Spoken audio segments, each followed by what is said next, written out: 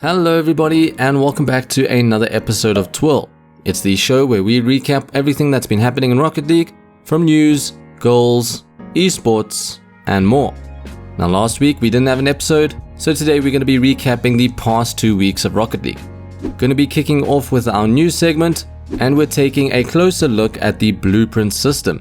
Now when the blueprint system goes live, all our crates are going to be converted to unrevealed blueprints, and since they're untradeable, the only thing you can really do with them is reveal them. Once you reveal them, you can see what item you can make. It will list any attributes it has, such as painted or certified, and it will show you the cost of crafting the item. Now you might be wondering why they just don't convert all crates to revealed blueprints. Well, Psyonix commented that this would be a bit taxing on the server load if they had to do the whole conversion at once. Psyonix then listed the items that will be tradable and untradeable, and we're just going to focus on the list of untradeable items. The first one's going to be the credits, which are replacing keys, and credits can't be traded for nothing, and also credits can't be traded for other credits. Now a lot of people did find this a bit strange. They are easy to work around. If you wanted to gift a lot of credits to someone at no cost, they could very easily chip in a very cheap item such as a painted topper. So I think this change was probably to get around some governmental restrictions. Some other items that can't be traded are unrevealed blueprints, items purchased from the new upcoming item shop, which will feature items such as painted Dominuses. Bonus gifts can't be traded, which we'll speak about just now, as well as items from the esports shop, but that's the current functionality we have anyway. Psyonix also mentioned decryptors, which are going to be changed into bonus gifts, and they're going to function very similarly to stuff like golden eggs. You're going to be able to open those at no cost.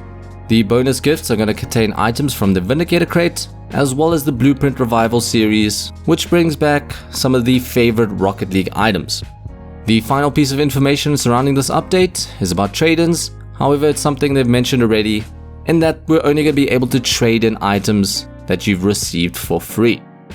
We're getting another collaboration with Rocket League and Monstercat, and they're releasing a 2LP vinyl.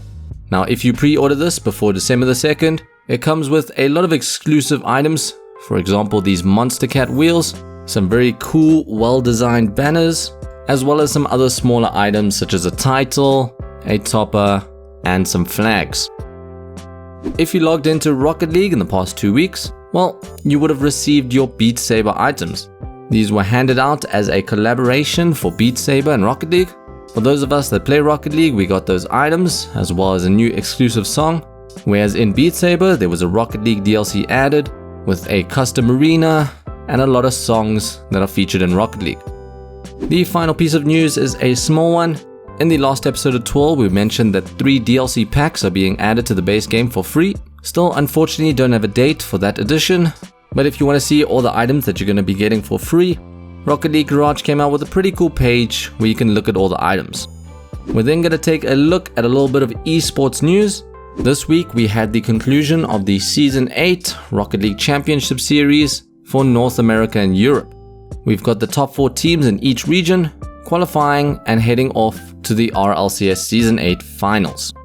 And last week we saw Birds and the Bees, the North American esports team, being picked up by the organization eUnited.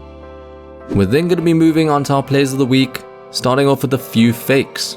The first one comes out by Geonator, and he stays cool and collected to fake out 2 opponents. We've then got Xander B kicking it up a notch, starting things off with a very interesting camera angle. But in this goal, you're going to see 3 fakes coming out, and with the goal explosion, he finishes it off with a very cool pose. Our next goal starts off with a lot of bumps by Derek554. He's really crushing this 1v1, and he bullies his opponent a little bit. As his opponent's desperately trying to get back, he finishes things up with an ankle-breaking fake. We've then got some more bullying being done by Stokkdom. For this one, you could say it is deserved, since his opponent breaks Rule 1 of Rocket League multiple times. But when we get to the conclusion of this goal, I think his opponent's a bit tilted, completely whiffs the ball, and it just manages to slide in. For the next goal, we've got tlbhomie in a 3v3. However, for this one, he's doing all the work himself. Gets a touch in a late kickoff, does a good job of reading his opponent, and with some great car and camera control, rounds it up for an overall great goal. For the next one, we've got a great goal coming out from Bo, rocking the nice McLaren. Gets a hard bump by his opponent, but manages to recover. And even though he runs out of boost with a nice forward flip, he manages to close it all up. Our next goal is a 1v2 play from ItzameRL. This one starts off with a nice and fairly standard flick. However, he's going to be adding some spice into the second one with a very cool sort of turtle flick. So that rounds up our plays of the week, and we're going to be taking a look at some fashion. We're starting off with some shots by Everest. He's been in a few of our episodes, and he really does a great job of capturing some really badass shots. The first one is with a Dominus, featuring some stellar wheels, and I think the red of the antenna pairs up very nicely. With the Guardian bug fixed, we tend to see a lot more Guardians nowadays, and he's got a really cool yellow one featuring that Trigon black market decal, pairing very nicely with the Gripstride wheels. And for his final one, you can't see all the detailing on this one, but I thought it makes for a very cool wallpaper, and you can find it linked in the description. Then we've got a design by tangiiRL featuring the upcoming Season 8 RLCS final wheels, the Metalstars Pros. Definitely a difficult wheel to work with, I would say. However, it pairs up very nicely here with that obsidian paint finish. We then have an amazing Hextide and Gripstride combo coming out from Warkod. People have comboed Gripstrides and the Hextide decal in the past, but I think here the colors are really what make this design stand out from the rest. Now for any of you guys that love Cuphead, Samu27 came out a design centered around the game. I think this one's super cool and creative, and I think the Abstruse Octane decal gives a nice cartoony feel. And taking a look at our Discord server, we had Anore coming out with a Beat Saber design using those free items we received.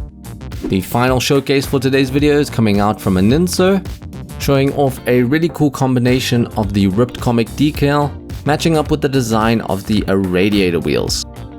But that is going to be a wrap of this week in Rocket League. Let me know in the comments what you guys thought about this one. Are you excited for all the blueprint changes? And if you enjoy these videos, don't forget to like and subscribe. But that is all from me, friends, and I'll catch you in the next video. Bye.